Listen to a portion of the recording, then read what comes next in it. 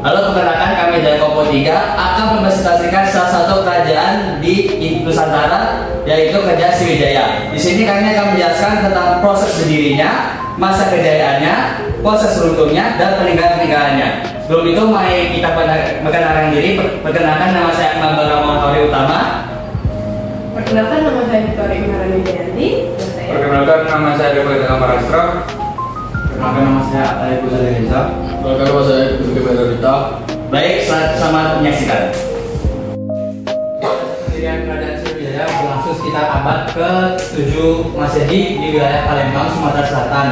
Dipimpin oleh Dapunta Hyang Sriwijaya Nasa. Sriwijaya muncul melalui penaklukan kerajaan-kerajaan kecil di sekitarnya. Sebagaimana tercatat dalam prasasti pendudukan Bukit 683 Masehi.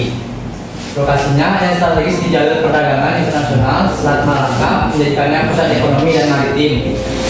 Dapunta yang memimpin ekspedisi militer besar untuk menguasai wilayah penting seperti Jambi, Bangka, dan Semenanjung Melayu. Selain perdagangan, Sriwijaya juga menjadi pusat penyebaran agama Buddha, menarik biksu seperti Ising, dan menjalin hubungan diplomatik dengan Tiongkok dan India, memperkuat pengaruhnya sebagai kerajaan besar di Asia Tenggara.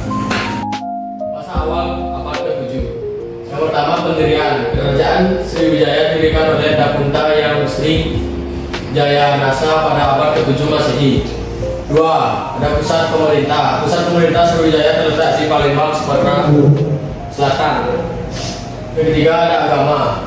Agama Buddha Mahayana menjadi agama resmi di Kerajaan Sriwijaya.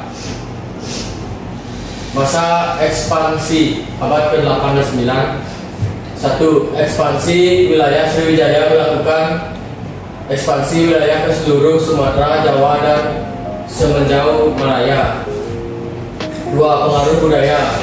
Budaya Sriwijaya menyebar ke wilayah-wilayah yang dikuasai, termasuk pengaruh agama Buddha. Yang ketiga, perdagangan. Sriwijaya menjadi pusat perdagangan penting di Asia Tenggara dan jalur perdagangan yang menghubungkan India, Cina, dan Asia Tenggara. Masa kejayaan abad ke-10 hingga 11. Puncak kejayaan Sriwijaya mencapai puncak kejayaan pada abad ke-10 dan 11 Masehi dengan wilayah kekuasaan yang luas dan ekonomi yang makmur. Pengaruh politik. Sriwijaya memiliki pengaruh politik yang signifikan di Asia Tenggara dengan hubungan diplomatik dengan kerajaan-kerajaan lain di wilayah ini. Pengembangan budaya Sriwijaya terus berkembang dengan pengembangan seni, sastra, dan arsitektur yang unik. Masa kemunduran pada abad ke-12 dan ke-13. Serangan dari Jawa. Sriwijaya diserang oleh kerajaan Jawa pada abad ke-12 Masehi yang melemahkan kekuatan Sriwijaya. Pengaruh Islam mulai masuk ke Sriwijaya pada abad ke-13 Masehi yang mempengaruhi budaya dan agama di Sriwijaya. Kemunduran. Sriwijaya akhirnya mengalami kemunduran dan hilang dari catatan sejarah itu pada abad ke-14 Masehi. Baik, di sini saya akan menjelaskan tentang proses keruntuhan Kerajaan Sriwijaya. Kerajaan ini mengalami keruntuhan karena penyerangan dari Kerajaan Kuala Mandala yang terjadi sebanyak 2 kali, yaitu pada tahun 1007 dan 1023. Serangan tersebut berhasil membuat Kerajaan Sriwijaya kehilangan bantar-bantar kotanya. Terjadinya peperangan karena adanya persaingan sengit antara Kerajaan Sriwijaya dan Kerajaan Kuala Mandala pada bidang perdagangan dan pelayaran. Kedua hal tersebut menjadikan Kerajaan Sriwijaya menjadi target utama dari Kerajaan Kuala Mandala untuk diserang, sehingga kekalahan yang dialami Sriwijaya membuat perekonomian semakin melemah karena perdagangan yang sering berjualan terus berkurang. Bukannya itu, kekuatan militer Sriwijaya ikut melemah sehingga membuat beberapa daerah melepas diri dari Sriwijaya. Alhasil, Kerajaan Sriwijaya runtuh pada abad ke-13 Masehi. Berikut adalah peninggalan-peninggalan Kerajaan Sriwijaya.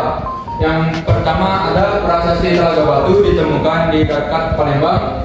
Yang kedua, prasasti Kedukan Bukit 682 Masehi ditemukan di tepi Sungai Tatang dekat Palembang.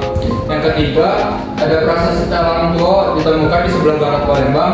Yang keempat, prasasti Kota Kapur 686 Masehi ditemukan di daerah Jambi Hulu.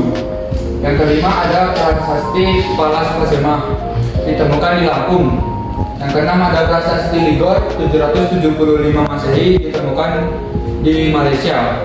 Yang ketujuh, prasasti Nalanda ditemukan di India dan berasal dari abad ke-9 Masehi.